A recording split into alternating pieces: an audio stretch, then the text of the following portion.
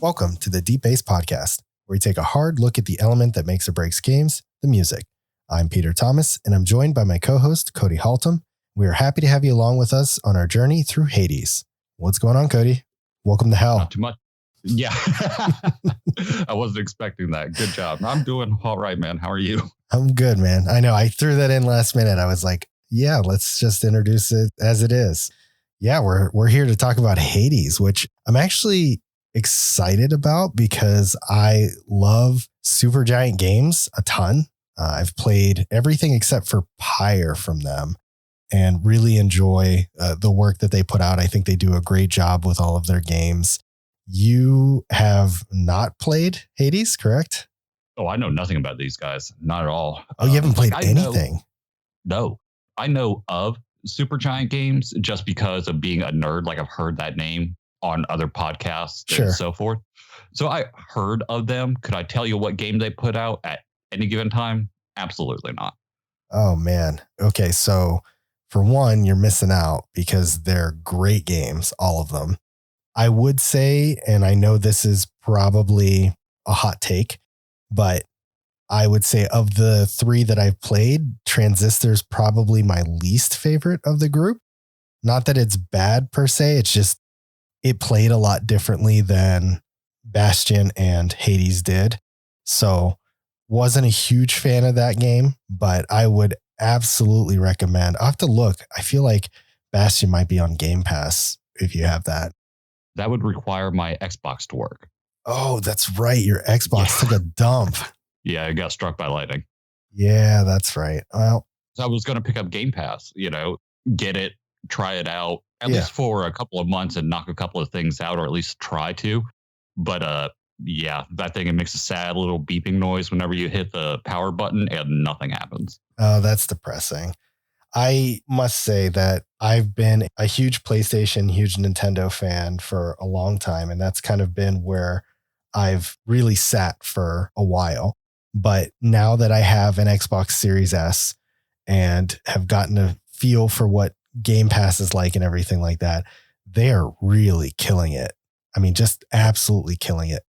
Yeah, it's really weird. It's weird for me being your friend for so long to see you with an Xbox. Like, that's just unnatural to me. But I love it, because last generation, I started with like an Xbox and went to PlayStation, made that transition. I think I'm going to be doing the opposite, going back, kind of like what you did. But man, Xbox is just killing it with Game Pass. There's not a better value in gaming than Game Pass. I don't even know. I think it's like $20-something a month if you do it like monthly. But to get access to all those games and all the exclusives day one, that is an insane deal. Yeah, I mean, they're doing a great job through everything, not just with Game Pass, but the fact that their console is still backwards compatible to their very first console for the most part. Mm-hmm. They're not changing any formulas at all. The controller is still pretty much the same thing as it's been, albeit from Xbox original to 360, it definitely shrunk in size. But they are like, hey, this worked and we're just going to stick with this. Yeah, and gamers are seeing that. Sony is in a weird spot right now. Mm-hmm. Like, considering some of the news that has been coming out recently, like one of our recent episodes, The Last of Us, they're considering a reboot for that. And I'm just like, wait, what now? Why? Their decisions, they're not making sense. They're losing publishers. Meanwhile, Xbox is over here, bought Bethesda. Right. Now that we've segued off on the console wars. Completely derailed. I know. 10 minutes in and we're already derailing the conversation. But going back to the fact that once your Xbox is back alive, we'll have to check to see if Bastion is there and or Hades so that you can get on it, because these games are great. Supergiant is known for having some really solid games with very little to pick apart as far as the gameplay goes. But what has always stood out to me has been their writing. They've gone above and beyond the Call of Duty, so to speak, to create an experience of storytelling that kind of goes outside of the box. And with Hades, you're getting a lot of that. So they've taken this roguelike gameplay and to add a story into that and make it so that you only get bits and parts of this as you go through each and every iteration. It makes the dying part of a roguelike far more bearable, because you know that when you head back to the hall where you start the game, there's going to be people to talk to. There's going to be relationships to build up. There's going to be various conversations that you didn't get the first time you were there. So there's a lot of cool features that they've added to make this feel less apparent that it's a roguelike. You lost me at roguelike. Here's the thing. We've been gamers for years now, since we were kids. And I'm very used to the platforms that I know: action adventure, shooter, RPG, that kind of thing. In the past couple of years, roguelike came out. Now, role-playing game, I get. It's RPG. It's a role-playing game. You're taking the role of a character and running. Roguelike does not make sense to me as a name for what these games are, but I do kind of vaguely understand what a roguelike is. Basically, I think from what I did in my research, it said that the permadeath thing or the restarting is optional, but it's more of the randomized dungeons. Would that be accurate to your knowledge? You're talking about permadeath in Hades? In a roguelike in general. Oh, okay. So the way that the roguelikes are built is there's typically two systems in play. So there's kind of like a short-term system and a long-term system. So if we're talking about Hades in particular, you go through dungeons, you start at biome 1, and you go through, you get power-ups, abilities to make your character more powerful as he goes through each floor. But when you die, you lose all those and you have to start from square one on that piece of it. However, as you go through, you earn a permanent type of currency. It's these little purple crystals that I don't remember the name of right now. And those give you permanent buffs that will carry on throughout every run going forward. Even though your character starts off at square one every time that you play through the game, he's a little bit stronger than he was that very first run. So there's two elements, and most roguelikes have that piece to it. Everyone that I know of has some sort of temporary currency, like gold or something like that you use during the run itself, and then a permanent currency that's used to like upgrade your character permanently. Okay, that makes a bit more sense. So it's a grinding game, basically. Yeah, I mean, at its core, it is a grinding game. And I do feel like in the beginning, it does feel pointless. You're doing this over and over again, and sometimes you can get stuck, and you can be stuck for a while as you try and figure out what you need to do. But the satisfaction of roguelikes come from when you get past those humps. Runs 1 through 20, maybe you only beat through the first and second biome in Hades or something. And then finally on that 21st run, you beat that boss and you get to see the next area. And you're just like, it's a very gratifying way of playing a video game. It's short runs that allow you to kind of pick it up and go whenever you please, but it does create a sense of satisfaction and triggers a bunch of crap in your brain that make you just feel really good when you get through them. And beating them, those accomplishments feel more rewarding to me than even getting platinum trophies in my PlayStation games or something like that. Like, I'm on the fence about it because on one hand, it sounds like if I tried it, I would be addicted. But in my mind, it's just like something I want nothing to do with. I know that doesn't really make sense and that I should just give it a shot. I think I said this in an earlier episode, but I was hooked on Fortnite for way too long. And everyone judged me accordingly. I'll take it. But I didn't like necessarily the gameplay of it, the shooting or the building, even though I'm into shooters. But it was the going through and completing challenges and that type of grinding, kind of like we're talking about here. So I know that that's like a dangerous kind of territory for me. And I do like games like Diablo and Gauntlet Legends and that kind of stuff. So this could be a really bad combination for me, but in a good way, you know?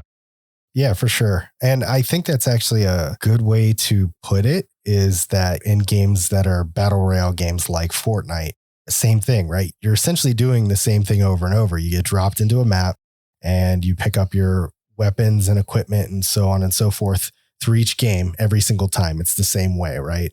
But as you play, you get like a player character level up, and that usually unlocks different things. Most of the time for games like that, it's cosmetic though, and it doesn't really apply to the way that you can play the game. But in some games, that'll actually unlock the ability to find different weapons inside of those crates that you pick up along the way and things like that. So it's a stretch, but it's definitely a close semblance, enough to link the connection for you. It's enough to explain why I shouldn't play it. Why you should play it. Column A, column B, tomato, okay? But that's the easiest kind of like analogy to make, because like, yeah, I have a buddy who would play that game competitively, and I mean, he would get into it. And I'm just like, dude, I just need to go over there. There's like one tomato. That's all I need. We can die. I'm not a competitive person. So for me to play a competitive game, that doesn't necessarily appeal to me, but this is the opposite. So it does sound like I would enjoy it. I'm just resisting it because I don't want to like roguelikes, okay? I know. And it's hard not to like them, honestly. I mean, I've played some bad ones, but most of the ones that I've played have been really good. The only way I can defend them and say that it is okay for you to play it because you won't get addicted to the point where you won't ever stop playing is that they all have finite endings. Every single one of them has a way to beat them and check it off your list and call it a day. So sure, you could go back at any point and probably do like, a new game plus or whatever. I think my Demon Souls runs, I was on like new game plus times 7 or something. I had beaten through that game so many times, but yeah, I was pretty hooked on it. But yeah, at any point in time, you could just be done with it, know that you've beaten and completed the story, and that's it. But that'll be my last defense. I'm not going to push it. I hope that more than anything, you get your Xbox back online. But if it does get back up and running and it's available for you, I hope that you do end up giving it a shot. I just need to buy a new one, honestly. I mean, it's the Xbox One, so it's not like, it's the Series X or anything like that. So it's not like I lost out on a whole lot. Thankfully, end of generation, time to upgrade. Was going to get a PlayStation, but now that my Xbox is dead, I don't know.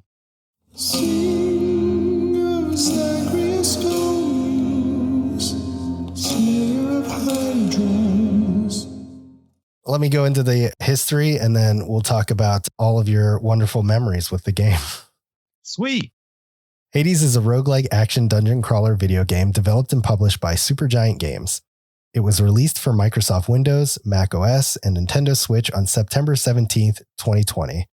Players control Zagreus, the son of Hades, as he attempts to escape from the underworld to reach Mount Olympus, at times aided by gifts bestowed upon him from the other Olympians.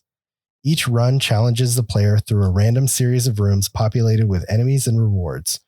Between runs, Zagreus can explore the House of Hades before setting on a new quest. Here, the player can use items recovered from run-throughs to impact the metagame. The player can unlock and upgrade abilities for Zagreus, order construction of new underworld features that may appear in future run-throughs, or obtain or upgrade new weapons.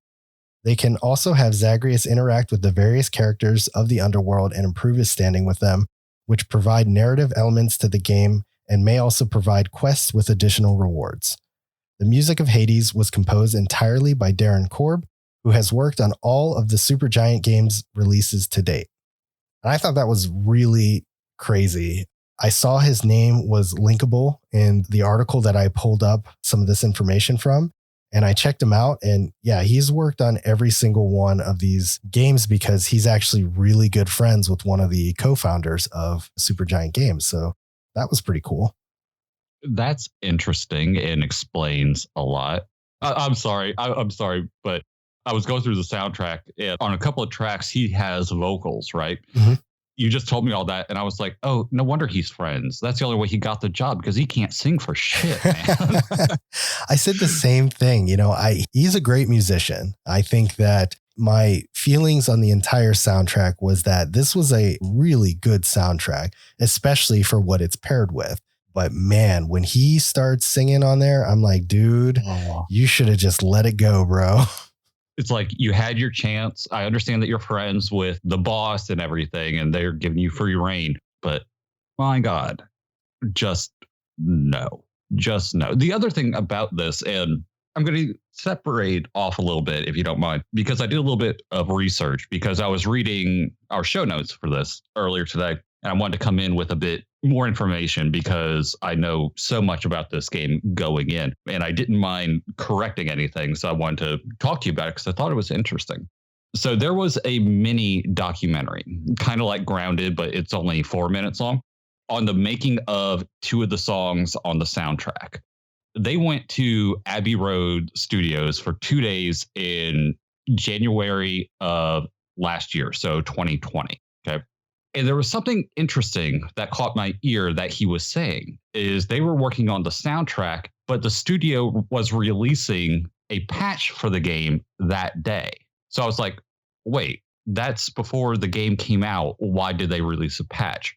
So I did some digging. Turns out Hades was released in an early access state on the Epic Games Store on December 6th, 2018, after being announced on the Game Awards. After a year of exclusivity, Hades was released still in early access on Steam in December 10th, 2019. Version 1.0 was released for Microsoft Windows, Mac OS, and the Nintendo Switch on September 17th, the date that we have listed in the doc, 2020. The game is now currently available wherever the hell you want to get it. But I thought that was really interesting that it's actually been out that long. I saw that same bit about there being an early access. I've never seen anything like that.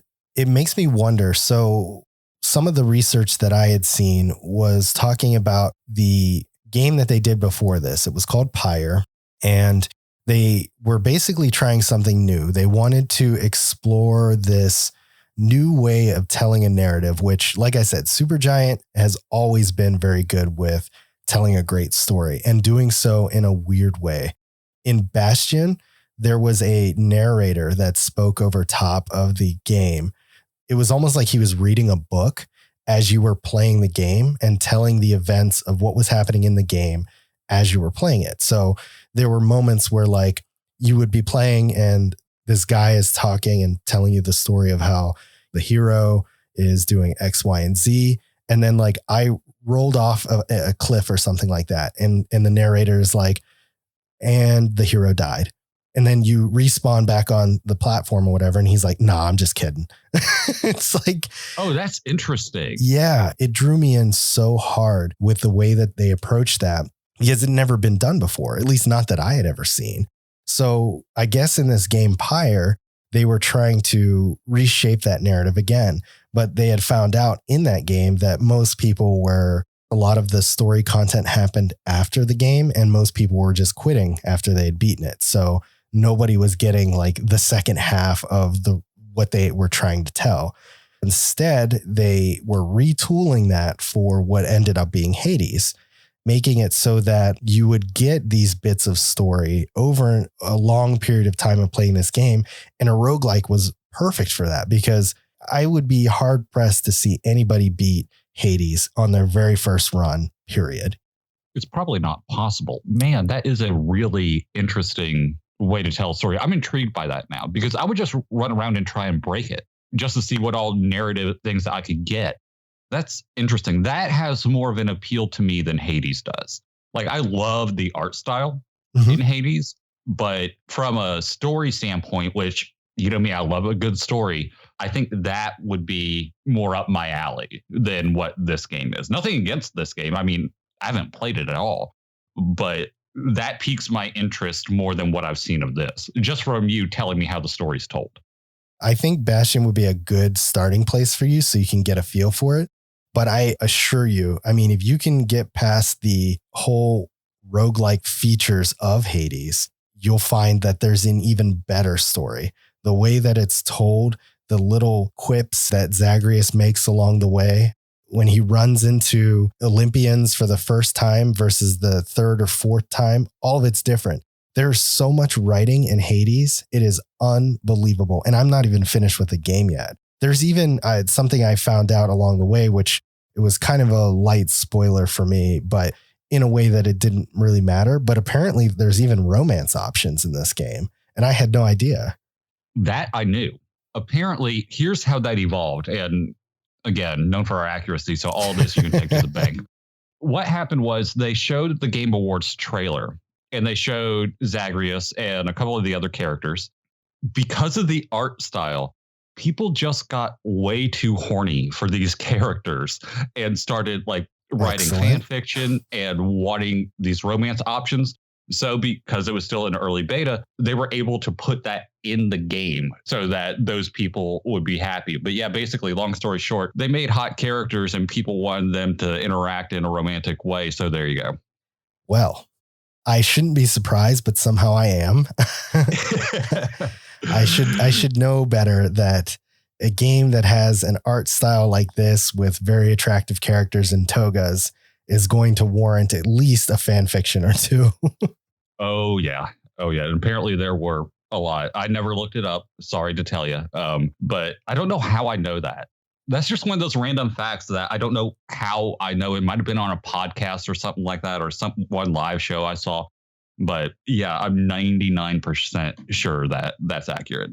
That's wild. The only other note that I had gotten that was something that was interesting and probably means a little more to myself and people who have played than it does you, but I'm going to mention it anyways, just because it is something that was noteworthy, was that before Zagreus was the player character, they were actually going to go with somebody who ends up being the third boss of the game. His name is Theseus. He's like the polar opposite of Zagreus. So where Zagreus is kind of like a thin guy, pale skin, really dark hair, and his most notable feature is like his one demonic eye. And not to say that he's not attractive, because he is. He's just a very different kind of attractive. Theseus, on the other hand, is this big, buff, tan, blonde, suave-looking dude. And apparently the players, when they were, I guess, beta testing this or what have you, they didn't gravitate and feel any kind of connection towards him. They were like, oh, it's just another standard character for a standard game kind of thing. So they wanted somebody that was a little more, I don't know, relatable, I guess. I'm not really sure what the ultimate decision was and why they chose to make Zagreus when they did, but I thought that was an interesting bit. I think that bit, Grant, I have no idea who you're talking about, but let's think about this game for what it is, right? If you just brought that information to me and described these two characters, my first thought would be, if this guy's jacked and buff, why am I dying so much? I would want the character to be thinner, more frail, not weak by any means, but for the struggle to kind of feel a bit more earned, maybe, instead of I should be able to go and Master Chief this thing and just run through everybody. Does that make sense? It does. I think the piece of it for me that puts it more into perspective is that it doesn't matter what you look like as far as being thin or being buff. You're fighting through the underworld. There are demons, that checks out, and everything like that. So this is Hades, who's created these different biomes with all of these different creatures and things like that. So to me, it wouldn't have mattered. But I do think that if they were sticking with the same voice that Zagreus has now, I think that it fits Zagreus a lot more than it fits Theseus.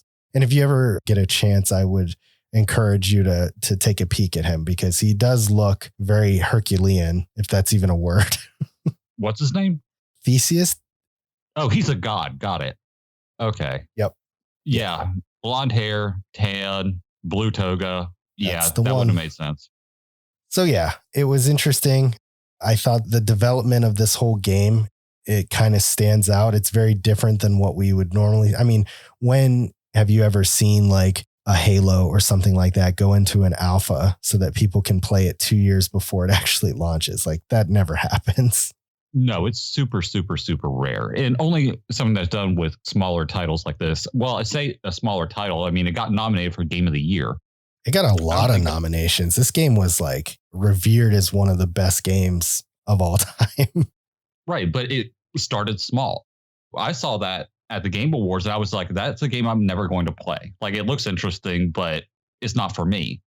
And then to hear about it, we're here 2021 talking about it because it was demanded, but it was demanded for a good reason. People connect to this game when they play it. I never played it. I have no idea what I'm talking about here, but I know it has a following like no other. You don't get nominated for multiple Game of the Year awards lightly. Which is why you should play it. Shut up. I know. Well, we know that you haven't played it. Just to touch a little bit on your notes there, you said you think you've seen me play it once on stream, which is funny because I think I've only streamed it once, honestly. I don't stream nearly as much as I used to, but for myself, this was a day one purchase for me. I knew Supergiant Games well. I've enjoyed all of their games. Even I say Transistor is lowest on my list, but that's saying that if Hades was a 10, Bastion was a 9, Transistor's an 8. So they're all great games. If I had to rank them, Transistor would be the lowest of the three. I picked this up because I'm apparently a glutton for punishment and love having games on my backlog because I struggle with roguelikes. I really do. I do pick up and understand the mechanics a little bit as I go on, but it's not easy for me. I wasn't disappointed when I played this game. It was exactly what I was expecting and so much more. I was saying this earlier, but most roguelikes don't really have any semblance of a story. But Hades is super well written, which is what I've come to expect from a Supergiant Games game. And I love the premise behind the game. Zagreus being the son of Hades and feeling like he doesn't belong in this world and he wants to see what life is like out on Mount Olympus with all of his other family and friends. And everybody knows him. Anytime you pick up one of the gods' powers, they come down and they talk with him. And there's a very fond relationship there with him and they feel badly for him. I mean, even this woman who has taken the role of his like mother, she understands him wanting to go and explore a little bit. It's almost like a coming of age story. And I really enjoy it.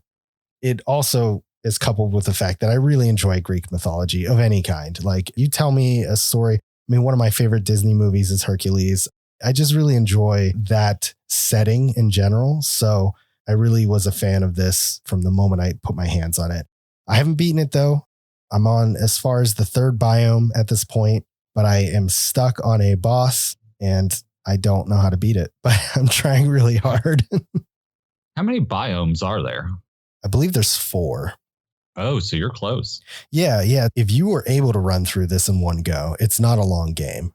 Each biome consists of like maybe 4 or 5 rooms total. The 5th room being the boss. So you go through each of the little areas, beat the boss, move to the next biome. I think if you were able to get through this from beginning to end, one room at a time, then you could probably get through it in like 2.5 hours. Okay. But yeah, that's not the way the game was designed. So oh no, it's probably not even possible to do that. I would be hard pressed. I would have to look up and see if anybody has done it. I'm sure maybe somebody out there was crazy enough to do it, but they would honestly deserve an award because the game is definitely not meant for that. I mean, I think the last time I checked, I was like 30 runs done into this game and I'm up to the 3rd biome. So I think the expectation is in most places that I was seeing, they were beating the game somewhere between the 25th and 35th run. Somewhere in that neighborhood is like the sweet spot. Oh, okay. That checks out. Yeah. I mean, the game's designed to be played over and over again, and like, I don't like it when people do that and like try and break the game. I don't know why. It's like, it's supposed to be experienced a certain way. Do it that way. After that, play it however you want, but play it the right way first. Damn it. So fun little note about that. And then we'll go ahead and start talking about our music here. But so I have not beaten the game, but somebody in our Discord has, and she's spoken about it quite a bit. And I guess once you've beaten the game, talking about like breaking the game and so forth, they actually unlock a bunch of different modes. And one of those is like a God mode, which I'm assuming is like you either don't die or it's very hard to kill you or something like that. And it just allows you to continually run through the game over and over again. And I thought that was a really neat feature for the folks who are wanting just to get more of the story and hear more of what other people have to say. I mean, every single one of the characters are super charming. There's not a single person in that game where I listen to them. Even the villains, I listen to them and I'm just like, I don't want to hear you talk anymore. Every single one of them has something valuable to say. It's always worth listening to. I've been through over 20 runs at this point, maybe close to 30 since the last time I played. And I haven't seen a single bit of dialogue repeated. Do you know what? I really can't talk crap, and it just dawned on me because let's look at Celeste. What did I do? I'd put it on easy mode and just so I could run through to get the story. I did the same thing with The Last of Us Part 2. So I can't judge. As long as I get the story, that's what drives me in a game, is a good story. Character development, dialogue, you name it. Just anything that comes with a good story. As long as it has that and some decent, halfway decent gameplay mechanics, I'm going to be all over it. Well, this is right up your alley, man. They have an amazing story and the gameplay is solid. Sweet. I'll never play it. I hate you.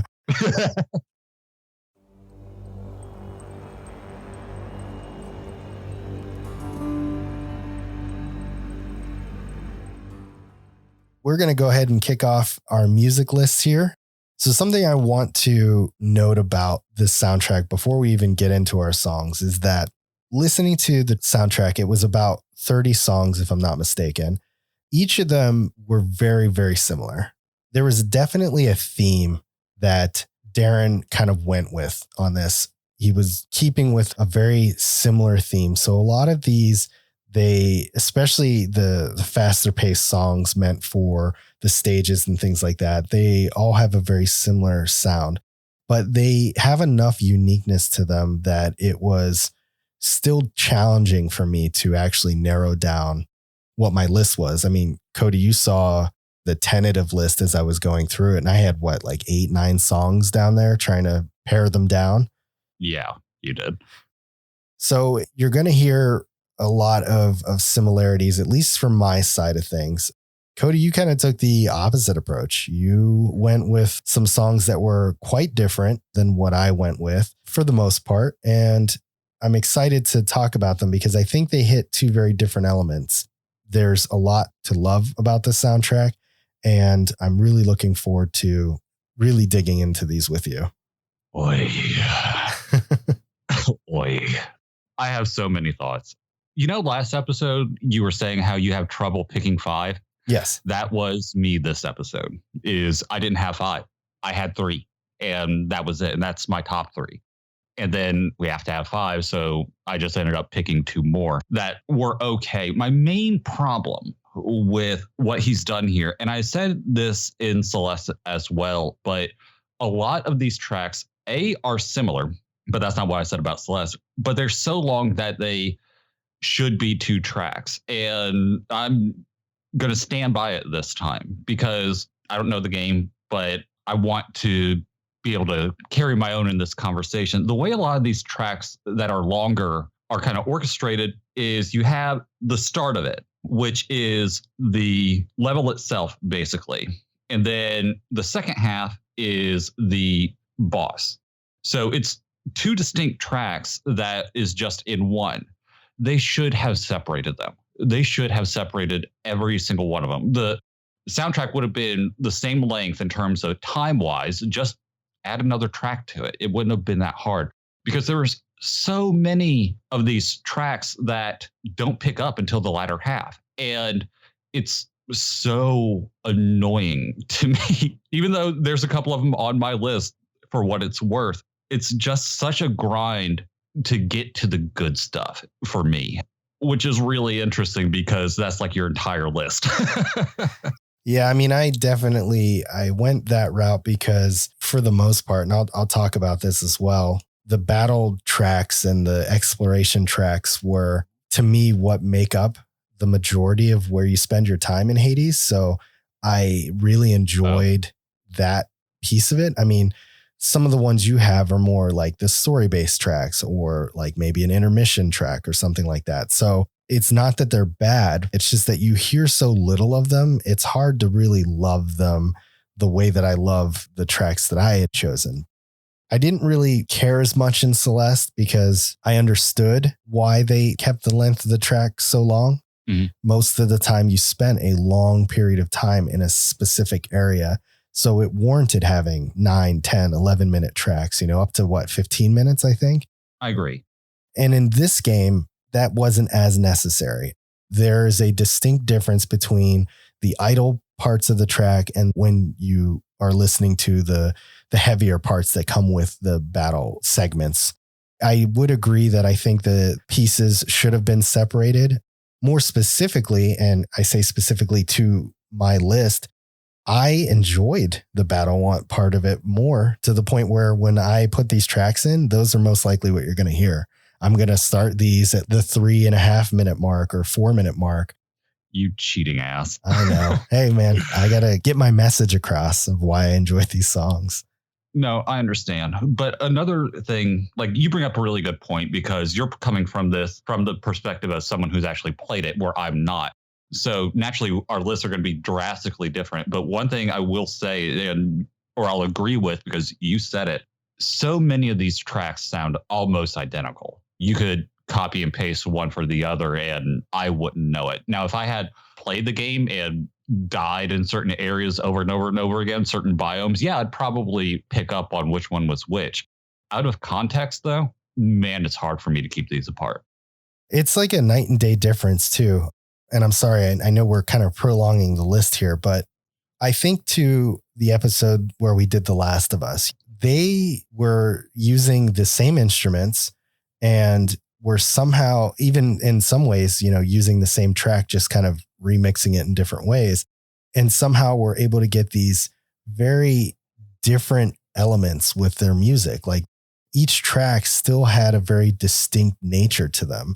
Whereas these ones, if there weren't track separations, if they were blended together, had like a 5-second fade out, fade in kind of thing, I wouldn't have been able to separate them that well, because they are very similar. Same thing being used here, where it's mostly the same instruments, but the diversity behind them doesn't really pick up until you start getting to those heavier tracks. Yes, I completely agree. So our number 5s are already picked somewhere later in the list. So we're going to start with your number 4. And why don't you tell us what that is? Sure. And keep in mind, people, I said I had a top 3 and then I just had 2 others. So I know this is not a good track, but I had something to say about it. It is In the Blood. If you would have told me this was performed by an Evanescence cover band, I would have believed you, because that's what it sounds like. For those wondering, that is a compliment, because I didn't hate that band growing up that much. The violin is what drives this track, and I love it. I feel like the brass in this track is really underrated. There isn't much of it, but when it comes in, it changes the tone of the track completely. Lyrically, this track isn't that great. The lyrics are 40 lines long, and It's in the Blood makes up 18 of those lines. The one section of lyrics that I really liked was, quote, "Home is not where you live, but who cares when you're gone?" And I think that's just a really beautiful quote. There aren't many tracks I like from the soundtrack, like I noted, but this is one I'd listen to again, even though it's far from great.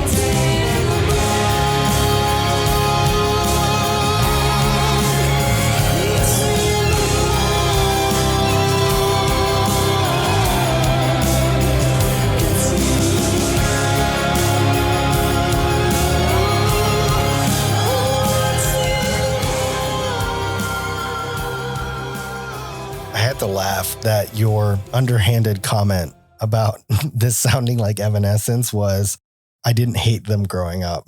I didn't like them, but I mean, if they came on the radio, I wouldn't change the channel. Yeah, we have like 2 radio stations here, so options are slim. Yeah.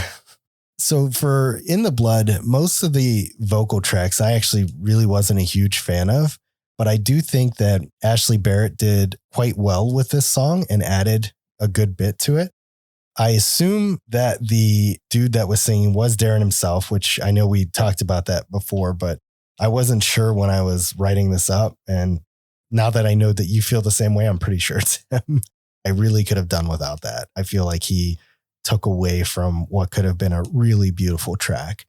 I noted this somewhere in my notes later about one of the other tracks, but I state that this game's soundtrack sounds like it could be a full-fledged album, complete with lyrics and sold right alongside of albums like Metallica, Iron Maiden, and Black Sabbath.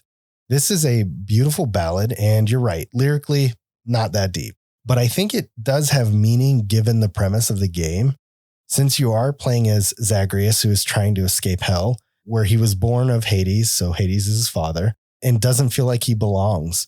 So along the way, you have all these other Olympians who are coming down and greeting him warmly. And I feel like that question of where home is to him, it's a very interesting thought because I feel like he is torn about it. He's got some fondness of where he's lived, his entire afterlife or what have you.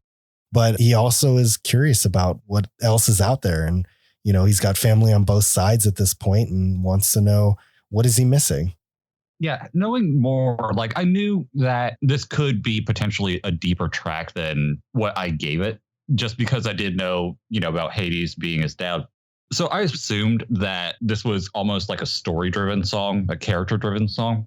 Baseline, just knowing that Hades is his dad, this track means nothing. I didn't know if there was something deeper in the story, but I can understand why this track exists. It's family. It's something that you can't escape from. It's part of you, no matter how hard you try. And like I said, I don't know the deeper story beats in this game or what ends up happening, but I can see why this track exists. It was just one that I put it on, and while I love my top three, I didn't hate this one. Another underhanded compliment. Yep, that's what you're going to get with the soundtrack. Hey, do you know what? It's better than it was, because I almost texted you the other day. I was like, I hate this, because that was my initial thought. But I've learned to actually surprisingly really, really love a couple of these. All right, Peter, what is your number 4? My number 4 is Scourge of the Furies. I actually struggled with my number 4 and number 5. That was probably the ones I was bopping through. 1 through 3, like you, I was pretty solid on, but I couldn't really decide what was going to go into my number 4 and 5. I wish I had a bit more familiarity with this game to be able to place some of these tracks, including this one, but unfortunately I cannot, so I won't attempt to try. For the slower version of this, we've got a bit more tempo added in, and it's pretty catchy in the beginning. We have these shakers, tambourine, and I originally thought this was a sitar, but was doing some research on instruments that would have been used more for like a Greek setting game, and the mandala came up, and the mandolin, and a few others. So I went to YouTube and listened to them because I've never listened to a mandolin or a mandala, and I wanted to hear what they sounded like, and it sounds a lot more fitting for it. So from now on, I'm going to say mandala. If I'm wrong, I apologize, but that's what it sounded like to me. The shakers, the tambourine, and the mandala just really stealing the show with almost notes of a Middle Eastern vibe. And I wanted to keep a mental note to myself that I want to go look up and see if they just took creative liberties in making it sound more Middle Eastern, or if there are some musical influences in Greek culture that have like a Middle Eastern tone to them, because I'm really curious about that. Aside from that instrument that's wailing in the background, this is overall a pretty low tone song. And then in one strong note, the song shifts and replaces the mandala with a metal guitar, and it's a full on breakdown with the drums present. I apologize. I know I'm going to be quite repetitive with these, but it's less about what I have to say on this soundtrack and more about what you're going to hear.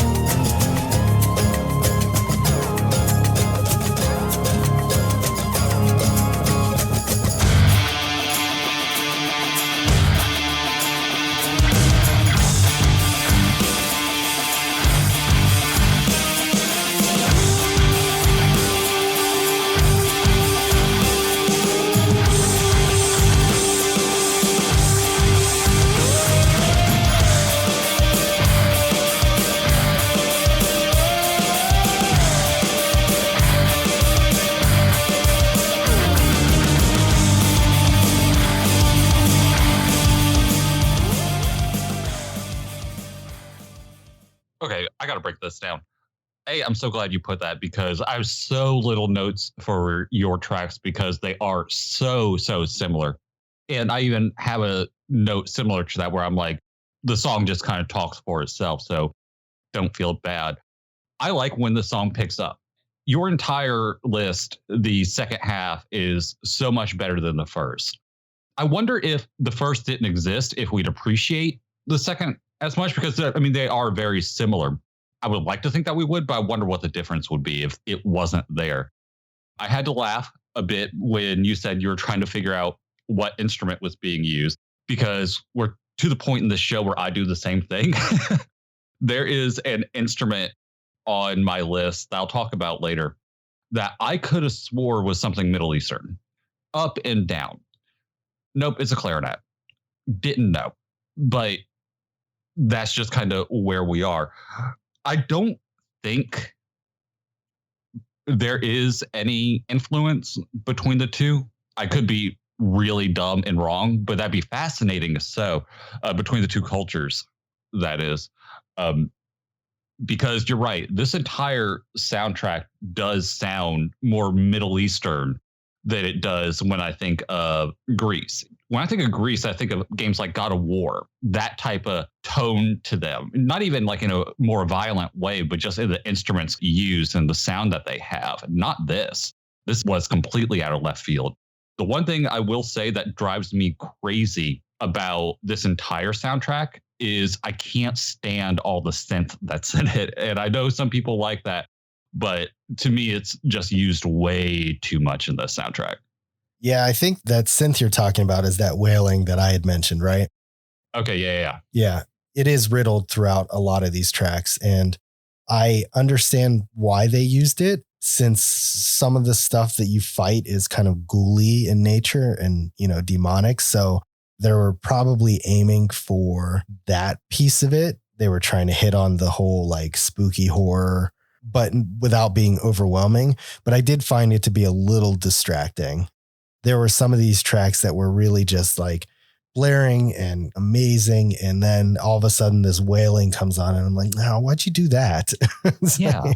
I think that it could have been used fine a couple of times, specifically in the slower parts of these tracks. But whenever they're pulled out for the other ones, I would have rather have heard, you know how sometimes rock bands will tune their guitar with the like amplifier and go really high on the strings and make kind of a similar wailing noise. I think that would have done more justice than doing a fully synth. This sounds like that same tone that you get if you've ever seen when somebody like sets their guitar down on their lap and they have like that metal tube that they can ride across the strings. Yeah. That's what it sounds like. I'm sorry, I don't know the technical term. I'm not a guitar guy at all. So I don't know what that thing is called, but that's what it sounds like he's doing here. And it just kind of doesn't really do it for me. Yeah, it's really distracting. With a lot of these, it's rock and metal. And then all of a sudden it's like, wait, what the hell? You're right. I get where it makes sense in the game, which I do have to keep like reminding myself of. But as a standalone track, it just takes away from it.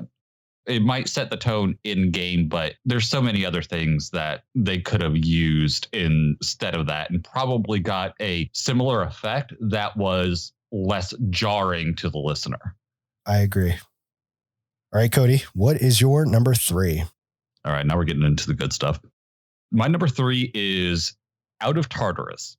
This is a rare gem on this soundtrack. It's a simple, funky track with some big Borderlands vibes to it. The bass in this track is great when it finally comes in. As the track goes on, it just keeps adding more really subtle layers that help this track build and grow.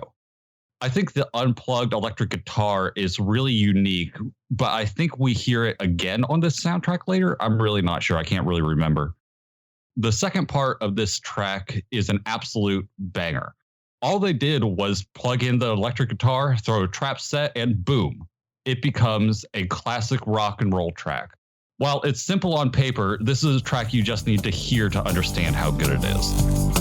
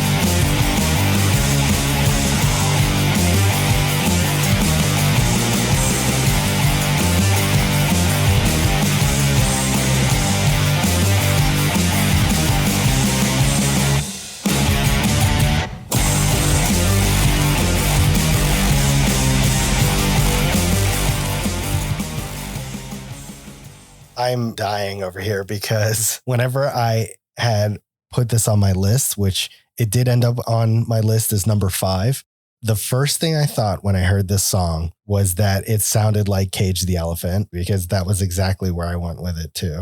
Sweet. Because this is a little out of order, my notes are probably a little funky here, but I was originally going to apologize first and foremost out of this to you, Cody, for making you listen to 5 of the longest tracks that are on here, but for good reason. Do you know what? It's not even that they're the long ones. It's the fact that only half of them, or is it the fact that all of them are only half good? That's the problem. Yeah, the tracks all on here, I'm pretty sure all from gameplay moments. So that's why they're split into the softer side when kind of exploring and doing like your regular battles and things like that. And then one heavier for like events or bosses or things like that. At least I'm pretty sure that's what's going on. When we talk about the softer side of Out of Tartarus, we have this pretty standard melody that's a bit faster than a ballad, but a little slower than like a full-on metal song. Maybe more like a rock song, except for the mandala and again, the eerie whistling, wailing that's in the background. I thought the Shakers added a really nice touch here, but when the heavier track comes in, it comes in with such a rush and takes this very peaceful song and slams an electric guitar right in your face. So before I had mentioned that this entire soundtrack sounded like it could have been a real album. It just didn't have lyrics on it, right?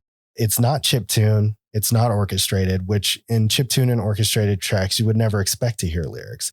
But this track is like a full-on in-your-face soundtrack that wants you to rock. It wants to be something that you listen to. And again, I could definitely see this exact same soundtrack with lyrics across the board, much like what you said, Cody, it being almost like an Evanescence type of thing. Like if Ashley was on every one of these tracks, I think that it would have been just as okay. Okay, if not better. I had a really, really weird thought while you were talking. I guarantee this. I guarantee it. If Rock Band was still a thing to this day, this would be DLC for it. Like that's how good of a, or at least part of this album are. I mean, it's just funky rock. That's all it is. You know, we're nitpicking because there is a bit too much of that weird wailing noise, but you're right. There's just a distinct amount of auxiliary percussion in this soundtrack that's really, really unique. Yeah, this could have done well physically. It's very interesting to say, but this soundtrack is unique for the game that it is on, but the individual tracks themselves are not. And I know that's a very odd thing to say, but it's true.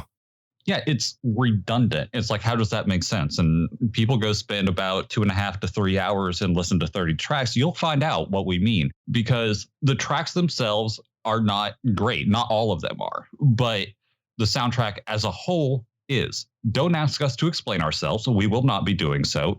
So just go listen somewhere. You mean listen right here, because we'll be playing them. Oh, yeah. Oh, well, we're only playing a couple. There's so much more that they have to listen to. But we are giving them, between your list and mine, a really good idea of what all is on this soundtrack. All right, man, what is your number 3? Like you said, we are starting to get into some of the good ones, at least in my opinion. My number 3 is The Painful Way. When this song started out, I immediately thought that this could have been on a game dealing with stealth. It has a very low bass line and is predominantly accompanied with a shaker for about the first 30 seconds. Once the mandala comes in, it's easier to see how this fits more with what you're expecting out of Hades as you play, with the tones being pretty similar across the board. Even though this isn't my number 1, I enjoyed the rhythm to this one the most, I think. As I was putting my list together, I kept gravitating back to this song, and I couldn't tell you why. Then the song cools out, gets real mellow, and that's when it hits you. There's 12 or so strums of increasing intensity in the guitar, and then out with the mandala as you're greeted with an even better rendition of this song. I really love the way these all play together like this. It's the same song, but somehow made so different with just some small swaps of the instrument.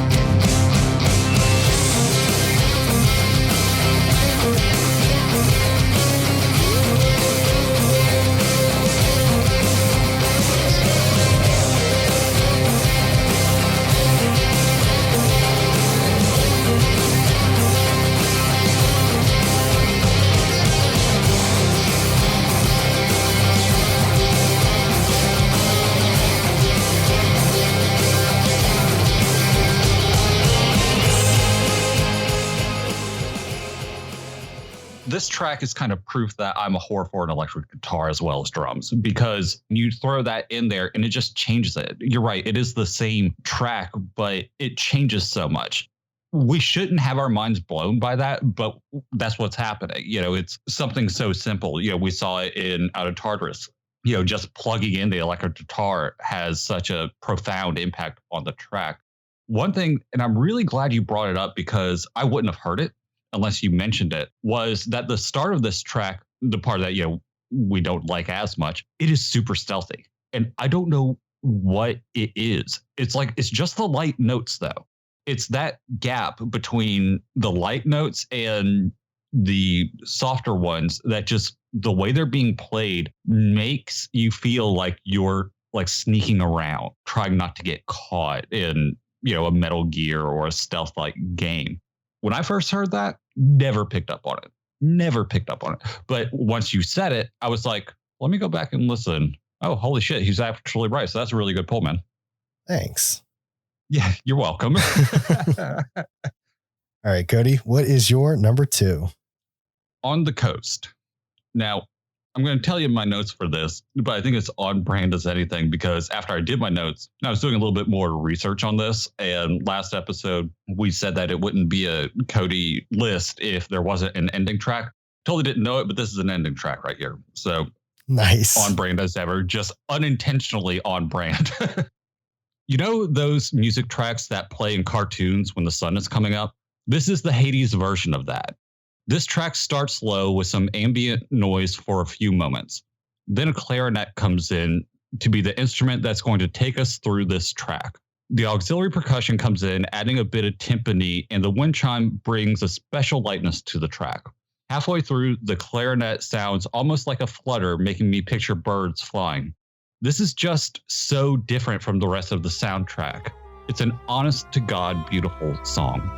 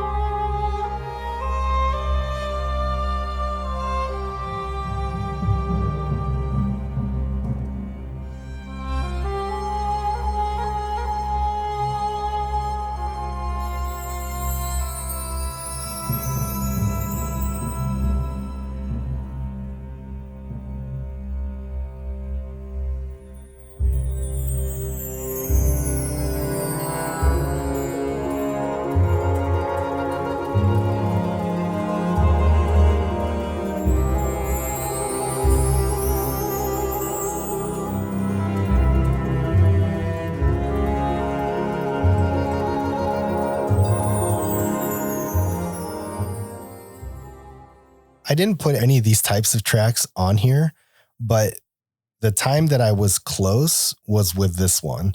And if I had to pull one of my songs off of my list, this probably would have been the one that replaced it.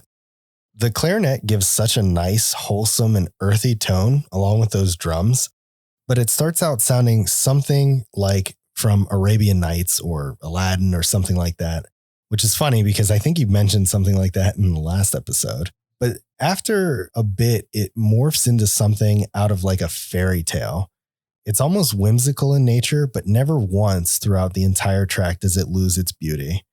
It's funny going back and seeing our lists because we took 2 totally different approaches to this. I feel like mine matches the type of game Hades is for like 80% of it. And yours were like the beautiful tracks that played during like storyline or like you said, the credits or something like that. It's really funny to go back and see whenever there's a difference between like who's played and who has not. Yeah, it is. And God, we were getting comments on that today in the Discord, just a unique perspective. So I'm glad that we do have this where you've played it. So you have one way of doing it and then I have the other. I do love this track. The Arabian Nights pull is good. honestly, the entire soundtrack basically sounds like this. Earlier, when I said I wasn't sure what instrument was actually a clarinet, this is the track. Like listening back to it, can you picture that being something other than a clarinet, or am I dumb? I couldn't. When I heard it, I thought it was a clarinet too, and had to I wrote clarinet down and then went to look at your notes to be like, wait, maybe it's something else. And I went and looked at your notes and I'm like, nope, it's clarinet. Cool. No, I didn't think it was. And the only reason why I figured that out was from that documentary, because it was the making of this song. So on the end credits, because it does have a little credits page, it has a list of all the musicians and what instruments they play. And the only thing that was anywhere close to that was a clarinet. So I'm like, it's got to be a clarinet because I know it's not a flute. The funny thing is, because like I said, I did all this research after I did my notes for this track. Remember how I said that it sounds like the sun's coming up? It totally is. I nailed that. I could hear that instantly whenever you said it. I was like, yeah, I could totally see that. Early sunrise or something like that on a cool, misty morning or something. It gives that very calming. It sounds like it's from a fairy tale. That's probably the easiest way I can put it. Yeah, straight out of Snow White, really. All right, man. What is your number 2? My number 2 is The King and the Bull. This is one of the few songs that I can actually pinpoint because of its name. This song is during the battle with Theseus and Asterius, I believe is his name. And I know this because this is exactly where I'm stuck. Still, it doesn't take away from how great this song is. I love the 4-note measure that dances downwards through the scale throughout this entire track.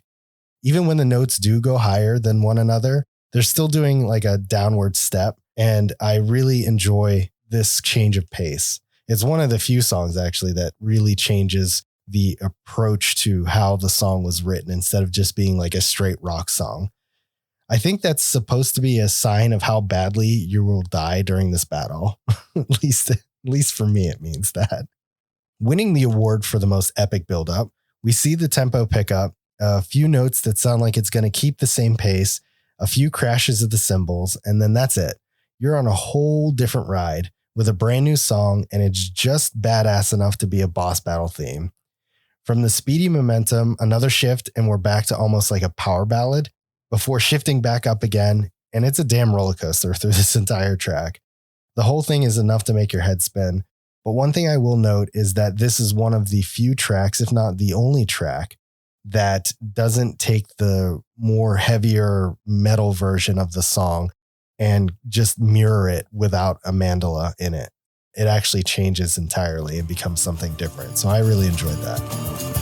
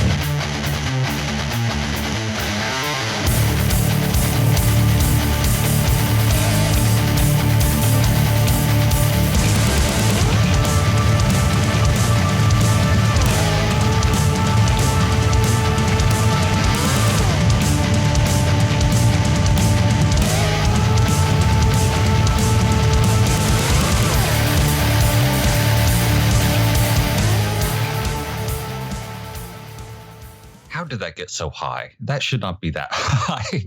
This is my number 5. Now, when I took my notes on this, it was reflecting that I didn't know what Peter's picked. We do this very independently of each other. So in my notes, just everyone listening, pretend like you haven't heard one of these tracks before. Okay, because it'll make sense here in a second. I said, this is a prime example of why I wish they divided these tracks.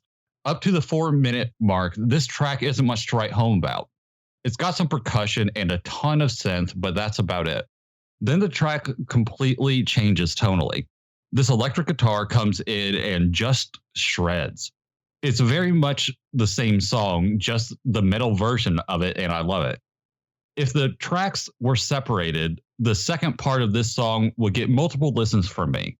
But because I have to go through 4 minutes of just meh music to get there, it's unlikely I'll come back to this track anytime soon. I think you're just brutal, man. I mean, I know that the beginning parts of these songs are definitely not as good as the second half of the songs, but I mean, that's tough, man. It's true, though. Like, I don't necessarily want to listen to 4 minutes to get to my favorite part of a song. You know, like 4 minutes is a song. Well, depending on genre and that kind of thing. But in contemporary music, what gets played on the radio, that's really it. Also, to note, I didn't think that your entire list would be nothing but tracks like this. So I expected, like, there was one that I swore you were going to put on the list, but you didn't. And I was like, how did that not make his list? I don't get it. But like, it's not that the first half of these tracks are painful to listen to, because they're not. They're beautiful in their own right, but I just prefer the latter half of every single one of them. And that's just my own taste in music. You know, if I had the opportunity to skip the first half and just listen to the second one, like if it was its own track, that's what I would do. It doesn't take away from the beginning part. It just, they're different tracks just stuck together, you know? Yeah, I think that your list would probably be at least a little different. Your 1 and 2 may stay the same, but I do feel like 3, 4, and 5 might have been a little different. Maybe the King and the Bull would have made it a little higher up on your list. You're right. 1 and 2 are what they are. Those weren't going anywhere. For a while, my number 2 was my number 1, and then some things changed. But yeah, the only 2 I was like really married to were 1 and 2. If we had divided these tracks up, the rest of the soundtrack would have been completely different, or the rest of my list would be completely different. You're right. All right, Cody, why don't you tell me about your number 1? My number 1 is Good Riddance, Eurydice. This is the shortest amount of notes I've ever taken for a number 1 pick. This song makes my list for one reason: Ashley Barrett. I love her voice. This track is just an acoustic guitar and her. That's it. It is, I think it's the first 100% acoustic track we have ever covered. It's a simple track. There isn't anything fancy, and it doesn't build to anything like I typically like. And to me, that's what makes it beautiful. I think this is the most raw and pure track I have ever heard since we started this show.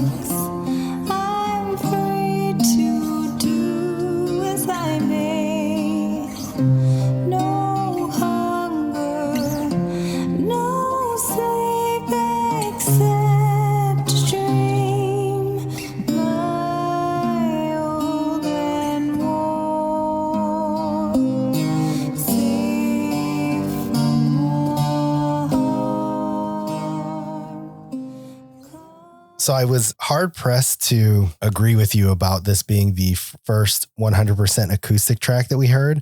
But I was thinking back, and I remember us talking about there being an acoustic song in The Last of Us, and then we also likened that to an acoustic song we picked up in Final Fantasy X. I think both of those were pretty raw too, if I'm not mistaken. No, you are. But when I was saying that, because you're right, it was spirit scenery and whatever we were talking about from The Last of Us. But when I put acoustic down here, I meant to imply acoustic with vocals. Ah, gotcha. There you go. I want to thank you first and foremost for choosing this version and not the one where Darren sings on it. And I'm so grateful for you. I'm not sure where this turns up, but I do want to know now, because if nothing else, there's a set of lyrics in it that say, Atlas can rest his weary bones. The weight of the world all falls away in time. And I was like, oof, crush me right in the face. Why don't you? Of course, while I'm sure this song had a place in the game, it didn't make my list simply for the fact that when I think of Hades, I think more along the lines of the gameplay itself and not so much the story.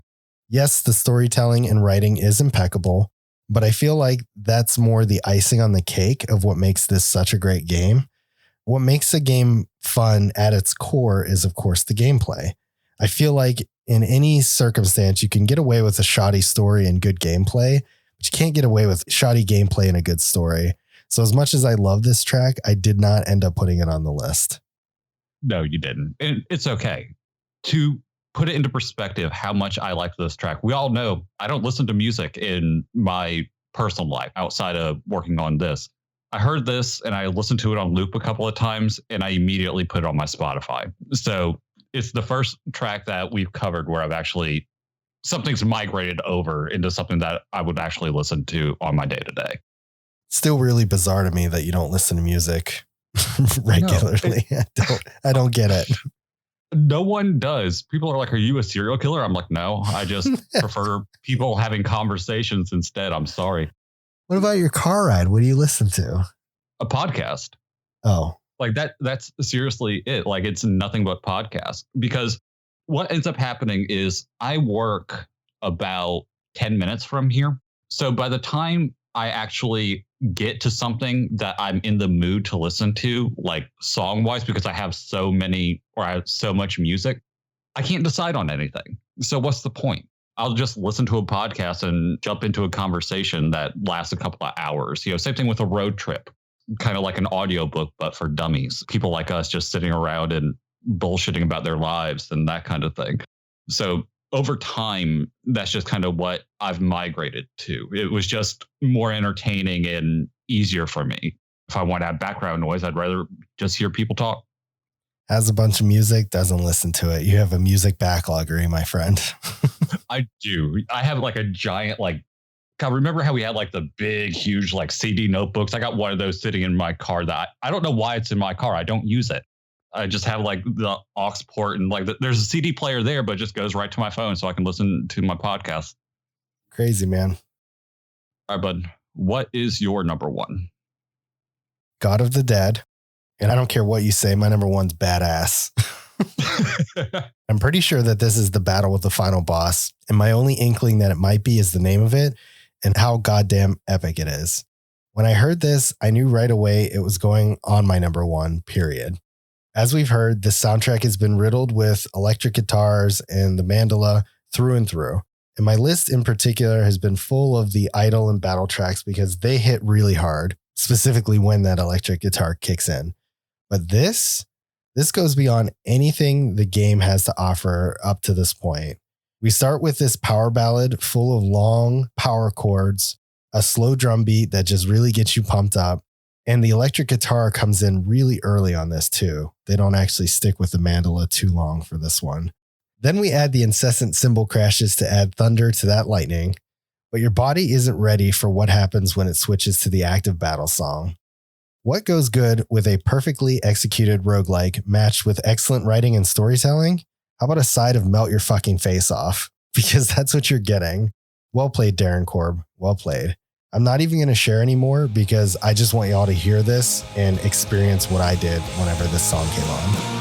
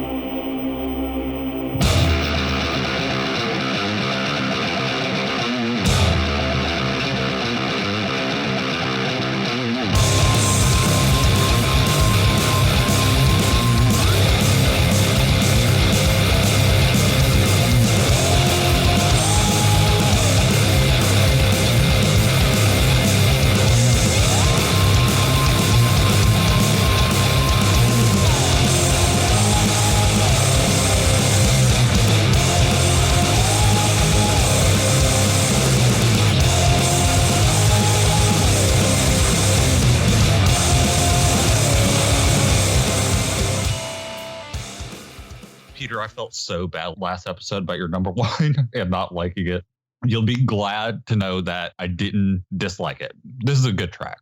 My first note for this was, I bet you're glad this song isn't divided up into multiple tracks. If you are right, and this is a boss fight, there isn't anything else I'd want to be listening to. From the very little bit that I know about this game, makes this seem like the perfect track for this. This is just metal from start to finish. What I appreciate is that in the last episode, we talked about victory is right before your eyes, and this track has something similar that happens. This starts with some slow rock, but as you progress in the fight, the track changes the closer you get to the end. At the end, it's basically like grinding your face into the pavement in the best way possible. Considering my personal taste, it's shocking that this didn't end up on my list. It's because you're wrong. No, I'm just kidding. Shut up. There's not a whole lot of number ones where I'm like, this is for sure going to be my number one. I'm usually battling between 2 tracks, sometimes 3, depending on the soundtrack we listen to. But I knew concretely that this was going to be it. And I'm not normally one for boss battle themes. I think that's more your alley. It's either ending themes or boss battle themes for you. And this one just kind of swept me away, man. I was not prepared for how much this was going to rip through my face. Don't forget main themes. Those are a go-to for me as well. That's right. Dude, I was shocked to see your list be what it is, all things considered. But this is like not a U track at all. So to see it so high, I was like, God damn. It's just so unexpected. Let me look this up real quick. There was one track that I was like, Peter has this. He has to. House of Hades. It was the second track on the soundtrack. I was like, Peter has to have this one. And it's nowhere to be found. This is more of a me list than it is a you list. And I'm terrified to see it, honestly. I'm just going to keep harping this on you. That's why you need to play this game, because this is your list and this is your game. I don't care what you say. This game is for you. And I know it to be true in my soul. How much is this game? I have no clue. Try to sell me on it. You get me right to the point where I'm going to buy it. What's the price? Don't know. I have no idea. I can find out in a second here. My Switch is next to me. I'll look in a minute. $24.99. Yeah. I beat you. Okay. That's not too bad. Maybe when I get done with Last of Us Part 2, I'll pick it up. And if I do, I promise I'll let you know. But yeah, it's really weird. Like, I feel like our list should be swapped completely. And that's the first time I've ever felt that, where I'm like, this feels wrong. But I stand by my list, and I know sure as hell you stand by yours too. So, yeah, I was thinking that too, actually. I was listening to your tracks as I was putting up the notes and everything like that. And I'm like, these are normally the more peaceful tracks that I go for, even though I think in one of the episodes I said I don't like meditative songs typically, but these tracks are definitely the ones that you picked are far more peaceful and more up my alley in most games. But yeah, for this one, I was like, give me the stuff that comes with this gameplay, because that's really where the bread and butter is of this game. And to me, that's what my list is. This makes up the bread and butter of what you're going to expect when you play Hades. Your list is murder, is what your list is, simplified down. It will definitely melt a few faces. I will put up a poll on Twitter and be like, did you listen to the episode? And if so, did it melt your face off? And the answer is going to be yes.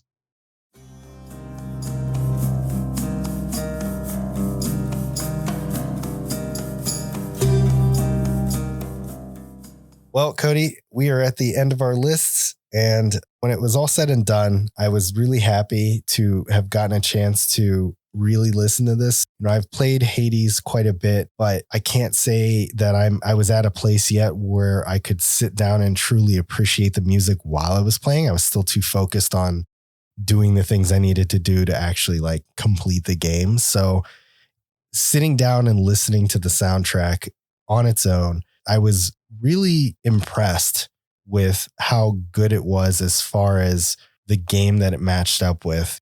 I have my gripes with it, and you do too.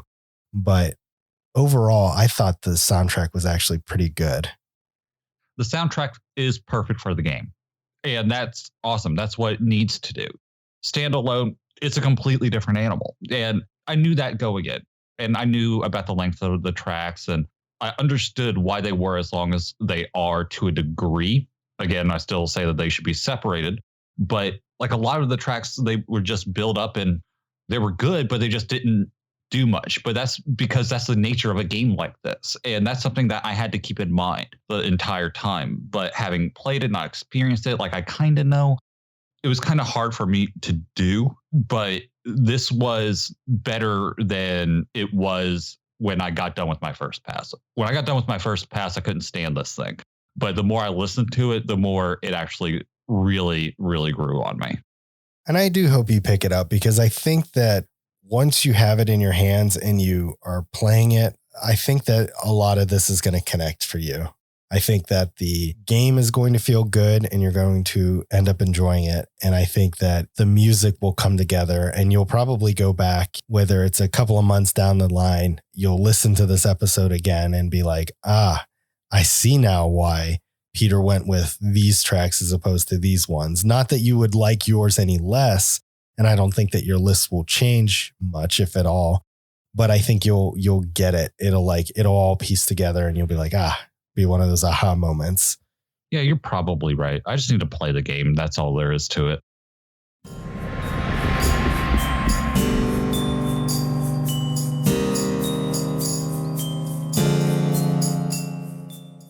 I have a question of the episode.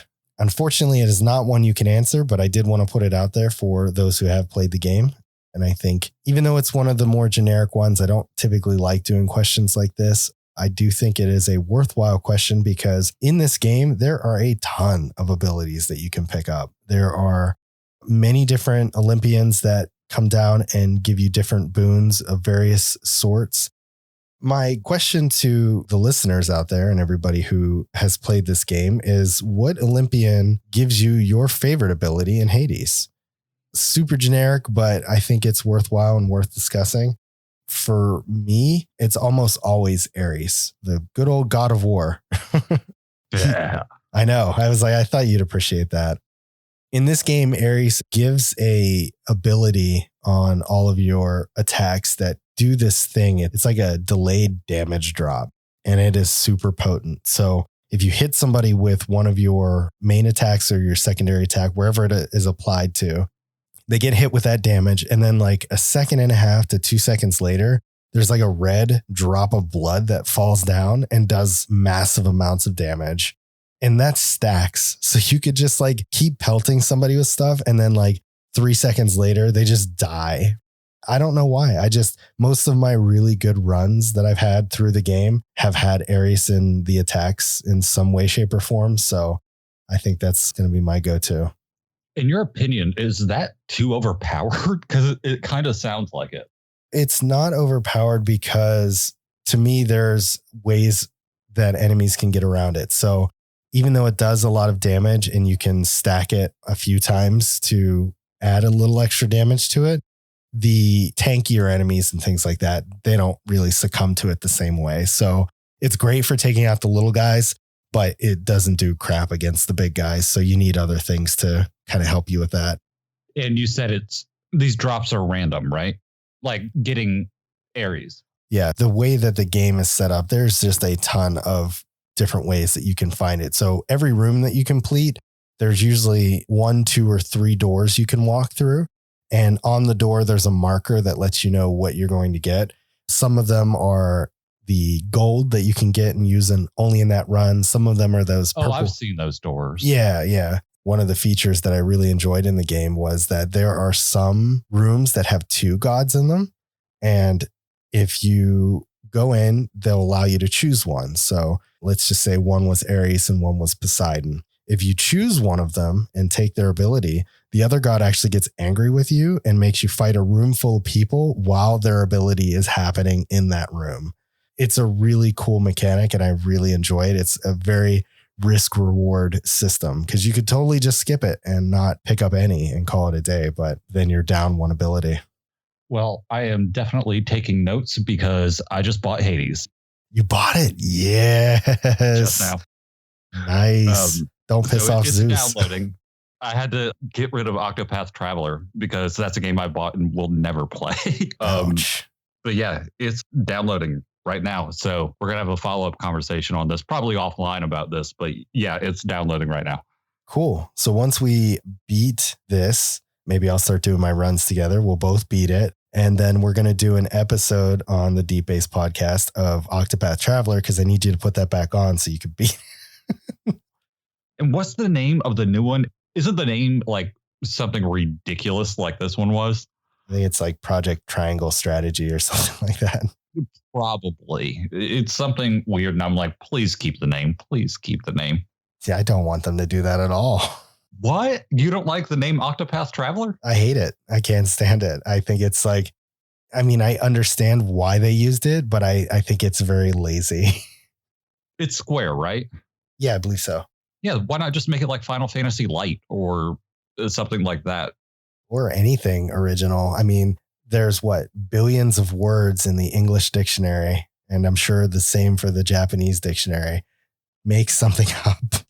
I think it's because aren't there 8 playable characters, and you have the option of doing each of their stories and which path they go on? I'm pretty sure it has something to do with that. I understand it being Project Octopath Traveler and then just being Octopath Traveler, having a gripe there. But personally, I don't have a gripe with the name. I kind of get it. Yeah, the new game, Project Triangle Strategy. I mean, it's like they're literally dumbing the game down to tell you exactly what it is in the title. So like you said, Octopath Traveler, 8 paths to travel on, right? And then Triangle Strategy. It's very common in strategy games to have a triangle system. It's like a rock, paper, scissors type of thing. And so that's exactly what they're saying with it. I cannot, a whole episode could be dedicated to why I hate those names. That's a conversation for a different time. It is indeed. But with that, we will go ahead and wrap this episode up. Cody, as always, thank you so much for being with me. Even though you have not played this game, we are on the cusp now. It is bought and downloaded, and we are ready to go. I cannot wait for you to start it. It is at 22%. I got 15 minutes left. You got to get off that potato Wi-Fi. No, I'm just kidding. Shut up. Just kidding. But no, thank you so much for being here and being the co-host as always. Yeah, man, no problem. I nearly forgot. I haven't done this in a while. I nearly forgot. If you want to answer the question of the episode, you can do so on Twitter at Deep Base Podcast, or you can come over to the Discord where everybody loves Cody more than me, except for this latest episode where they hate us both. Dude, the pitchforks came out today. They really did. And you can find that Discord at discord.deepbasepodcast.com. And with that, we are out of here. Thank you guys so much for listening. We will see you in 2 weeks for our final episode of the season. I still can't believe that, but you guys are in for a doozy. It's going to be quite a long episode.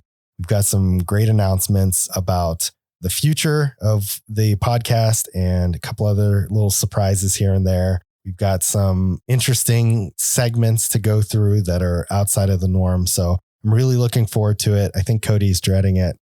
No, I was dreading it. And then I realized what we were doing, and I can't wait. It's going to be so much fun. I think it's going to be a blast. It's going to be a nice way to look back on this year and really look forward to hopefully another year with the Deep Base podcast. So more to come as we get there, but look forward to discussing that in about 2 weeks. That's it for us. We will see you next time for the final episode. Have a good one. Bye, guys.